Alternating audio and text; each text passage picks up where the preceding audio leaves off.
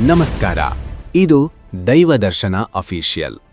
ಇಂದು ನಾನು ಹೇಳೋ ಕಥೆ ಶಿವನ ಬಗ್ಗೆ ಇರುವ ಒಂದು ಭಯಂಕರ ರಹಸ್ಯ. ಒಂದು ಕ್ಷಣ ನೀವು ಕಣ್ಣು ಮುಚ್ಚಿ ಕಲ್ಪನೆ ಮಾಡಿ. ಭೂಮಿ ಸಂಪೂರ್ಣವಾಗಿ ನಡುಗುತ್ತಿದೆ, ಆಕಾಶದಲ್ಲಿ ಮಿಂಚುಗಳು ಸಿಡಿಯುತ್ತಿದೆ, ಸಮುದ್ರ ಗರ್ಜಿಸುತ್ತಿದೆ, ಜನರು ಭಯದಿಂದ ಓಡುತ್ತಿದ್ದಾರೆ, ದೇವರುಗಳು ಕೂಡ ನಡುಗುತ್ತಿದ್ದಾರೆ. ಆದರೆ ಈ ಎಲ್ಲದಕ್ಕೂ ಕಾರಣ ಯಾರು ಗೊತ್ತಾ? ಸ್ವತಃ ಮಹಾದೇವ ಶಿವನು.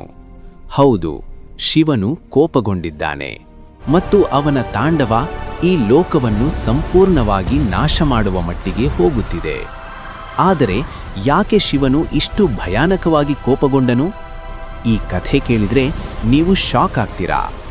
ಒಂದು ಕಾಲದಲ್ಲಿ ದೇವಲೋಕದಲ್ಲಿ ಶಾಂತಿ ತುಂಬಿ ತುಳುಕುತ್ತಿತ್ತು. ಇಂದ್ರ, ಬ್ರಹ್ಮ, ವಿಷ್ಣು ಎಲ್ಲರೂ ತಮ್ಮ ತಮ್ಮ ಶಕ್ತಿಯಲ್ಲಿ ಹೆಮ್ಮೆ ಪಡುತ್ತಿದ್ದರು. ಆದರೆ ನಿಧಾನವಾಗಿ ಅವರ ಮನಸ್ಸಿನಲ್ಲಿ ಒಂದು ವಿಷ ಬೆಳೆಯತೊಡಗಿತು. ಅದು ಅಹಂಕಾರ. ನಾವು ಎಲ್ಲರಿಗಿಂತ ಶಕ್ತಿಶಾಲಿಗಳು ಎಂದು ಅವರು ಯೋಚಿಸಲಾರಂಭಿಸಿದರು. ಆ ಸಮಯದಲ್ಲಿ ಕೈಲಾಸ ಪರ್ವತದಲ್ಲಿ ಒಬ್ಬ ದೇವರು ಇದ್ದ.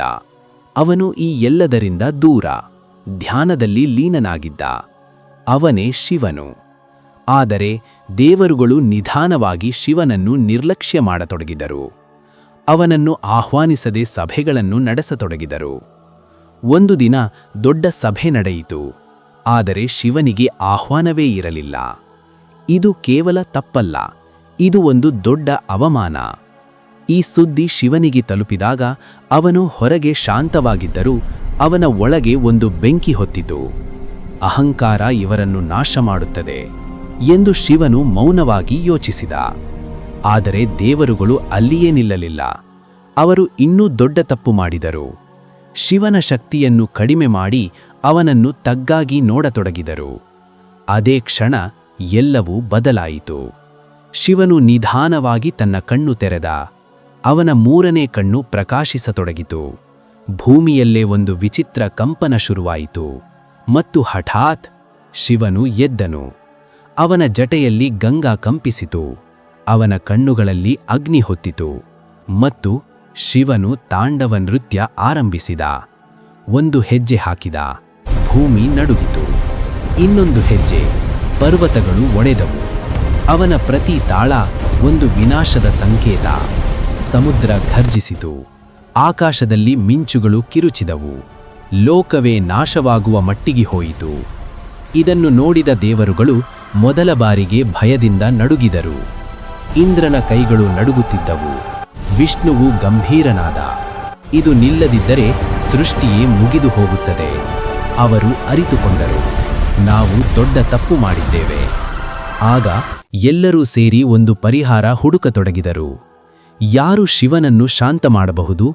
ಎಲ್ಲರ ಮನಸ್ಸಿಗೆ ಒಂದೇ ಹೆಸರು ಬಂತು, ಅದೇ ಪಾರ್ವತೀದೇವಿ. ಎಲ್ಲರೂ ಪಾರ್ವತೀದೇವಿಯನ್ನು ಬೇಡಿಕೊಂಡರು. ತಕ್ಷಣ ಅವಳು ಮುಂದೆ ಬಂದಳು. ಪಾರ್ವತಿಗೆ ಎಲ್ಲ ತಿಳಿದು ಅವಳ ಕಣ್ಣುಗಳಲ್ಲಿ ಕರುಣೆ ತುಂಬಿತು. ತಕ್ಷಣ ಅವಳು ಶಿವನ ಮುಂದೆ ನಿಂತು ನಿಧಾನವಾಗಿ ಮಾತನಾಡಿದಳು. ಪ್ರಭು, ನಿಮ್ಮ ಕೋಪ ಲೋಕವನ್ನು ನಾಶ ಮಾಡುತ್ತಿದೆ. ದಯವಿಟ್ಟು ಶಾಂತವಾಗಿರಿ. ಆ ಕ್ಷಣ ಶಿವನ ಕಣ್ಣುಗಳು ಪಾರ್ವತಿಯನ್ನು ನೋಡಿದವು. ಅವನ ಕೋಪ ನಿಧಾನವಾಗಿ ಕಡಿಮೆಯಾಗತೊಡಗಿತು. ಅವನ ತಾಂಡವ ನಿಧಾನವಾಗಿ ನಿಂತಿತು. ಭೂಮಿ ಮತ್ತೆ ಶಾಂತವಾಯಿತು. ಆಕಾಶದಲ್ಲಿ ಬೆಳಕು ಹರಡಿತು. ದೇವರುಗಳು ಉಸಿರುಬಿಟ್ಟರು. ಆಗ ಅವರಿಗೆ ಒಂದು ಸತ್ಯ ಗೊತ್ತಾಯಿತು. ಶಿವನು ಕೇವಲ ಕೋಪದ ದೇವರಲ್ಲ, ಅವನು ಸೃಷ್ಟಿ ಮತ್ತು ಸಂಹಾರದ ಶಕ್ತಿ. ಅವನನ್ನು ತಗ್ಗಾಗಿ ನೋಡುವುದು ಅಂದರೆ ವಿನಾಶವನ್ನು ಆಹ್ವಾನಿಸುವುದು. ಈ ಕಥೆ ನಮಗೆ ಒಂದು ದೊಡ್ಡ ಪಾಠ ಕಲಿಸುತ್ತದೆ.